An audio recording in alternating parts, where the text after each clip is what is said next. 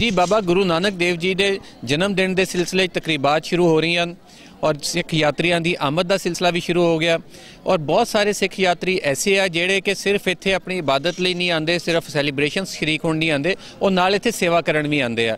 पर इस दौरान इन्हों बहुत सारे जेड़े मसाइल का भी सामना करना पैंदा।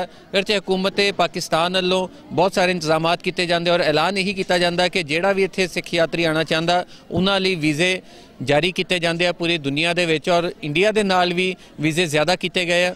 सरदार गुरचरण सिंह साहब इस टाइम मेरे नाल मौजूद है जिहड़े कैनेडा जो सिख संगत लैके आए इत्थे सेवा लई फ्री आई कैंप लाने लई। इन्हों तुसीं जानते हैं कि इन्हों इस दौरान कोई मसाइल का सामना तो नहीं करना पिया क्योंकि बड़े तवील अरसे तो आ रहे हैं। 1994 तो इन्हों की इत्थे आमद का सिलसिला जारी है, दोवें मियां बीवी आ रहे जी। सरदार जी दसो तुहानूं इस दौरान कोई मसाइल का सामना तो नहीं करना पिया इत्थे वीज़े लई? हाँ जी, मेरी रिक्वेस्ट है, मेरे को बहुत चीज़ां ने जिहड़ियां कि असीं 92 तो इत्थे आ रहे हैं।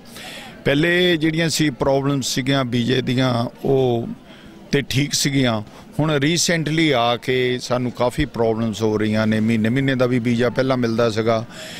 मैं एक रिक्वेस्ट करनी चाहता पाकिस्तान गौरमेंट के अगे कि जिहड़े फॉरनर सिख ने उन्हां लई ओपन वीज़ा किया जाए, उन्होंने इंडिया के सिस्टम दे विच ना गिणिया जाए।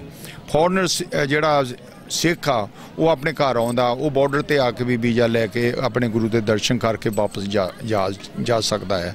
तो ये जिहड़ियां चीज़ां ने आउंदियां उत्थे 15 दिन का वीज़ा दिता जाता ते वो जिहड़े उत्थे बैठे ने ऑफिसर वो साडे नाल कंप्लीटली डिफरेंट डील करते हैं कई दफ़ा। हुण ऐतकी मैं वीज़ा मतलब लैण गया तो मैनू क्वेश्चन करदा why you go to Pakistan.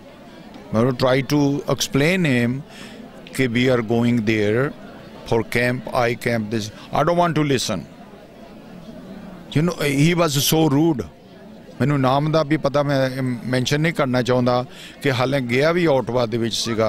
ते ओ जिहड़ियां चीज़ां ने साडे वास्ते आउंदियां ने, वीज़ा प्रॉब्लम्स आ रही ने, होर कई प्रॉब्लम्स आ रही ने।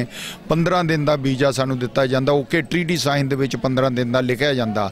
ननकाना साहब साडा मक्का आ, इत्थे कोई भी उन्हां दी अथॉरिटी नहीं कि वो वीज़ा रोक सकन। ये ट्रीटी साइन दे विच लिखिया होया। 1911 दे विच साडा एक मैरिज एक्ट बनिया सगा, वो असी पास भी करवाया तो उन्होंने लागू नहीं हजे तक होया। हिंदू एक्ट दे थल्ले सानू दिता जांदा सर्टिफिकेट इंडिया दे विच भी। इत्थे हिंदू एक्ट तुसीं लागू कर दिता मैरिज वास्ते पर सिखां दा अजे तक लागू नहीं होया।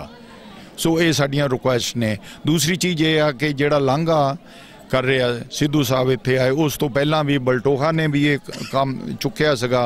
बलटोहा साहब 8-10 साल तो उस लांघे दे बारे गलबात चल रही सी। चलो दोहां दा हिस्सा पिया। सिद्धू साहब आए, उन्होंने जाके आवाज़ उठाई, उन्होंने बड़ियां तकलीफां दा सामना करना पिया, थ्रेटां भी हुईयां। पर मैं 3-4 दिन होए उत्थे गया तो सर्वे वाले उत्थे सर्वा कर रहे ने, सड़क बन रही आ। प्राइम मिनिस्टर सदर भी जा रहे हैं। 27 के 28 तरीक को करतारपुर साहब दे विच असीं मुबारकबाद पेश करते हैं कि अगर ये लांघा खुल जाता वो खाली सिखां दा नहीं है। जदों बाबा जी फौत होंदे ने अद्धी चादर जिहड़ियां मुसलमानां ने वंडी उत्थे मकबरा बनया होया। बाबा जी मुसलमानां दा भी आ, हिंदुआं दा भी आ, क्रिश्चनां दा भी आ और सिखां दा भी आ। वो सांझा आ। इहनूं जिन्नी छेती हो सकदा है लांघा खोलिया जावे, साडी रिक्वेस्ट आ। तो वो खोलन या ना खोलन तुहाडे वालों वो खोलना चाहिए ताकि सिख बाहर दे सिख आ सकन। देखो जदों सिख बाहर दा आउंदा वो डॉलर पाउंड लैके आउंदा कंट्री विच। छोटी दुकान वाला पैसा कमा रहा, स्कूटर वाला पैसा कमा रहा, ट्रांसपोर्ट वाला पैसा कमा रहा, टोल पे किए जाते हैं तो जिहड़ी इकोनॉमी आ देश की उत्ते जाती है। सगों मैं रिक्वेस्ट करदा पाकिस्तान गौरमेंट अगे कि फॉरनरां दे वीजे खुले होने चाहिए आ, वो जदों भी चाहन वो आ सकन। क्योंकि रीसेंटली उन्होंने ये किया आ, अगर तुसीं पाकिस्तान जाना तो ट्रैवल एजेंसी तुहाडे कोल है, ट्रैवल एजेंसी दे नाल जावो। वाई हुण ये ट्रैवल एजेंसी वाले बिजनेस कर रहे $100,000 कमाउण लग पे जिथे लिया के। ये नहीं होना चाहिए। हर एक सिख नूं खुल होनी चाहिए है। साडा मक्का आ, गुरु नानक सारियां दा सांझा, साडा नहीं सांझा, साडा कल्लियां दा सिखां दा नहीं है, वो सांझा आ। It should be open. So ये मेरी बेनतियां ने।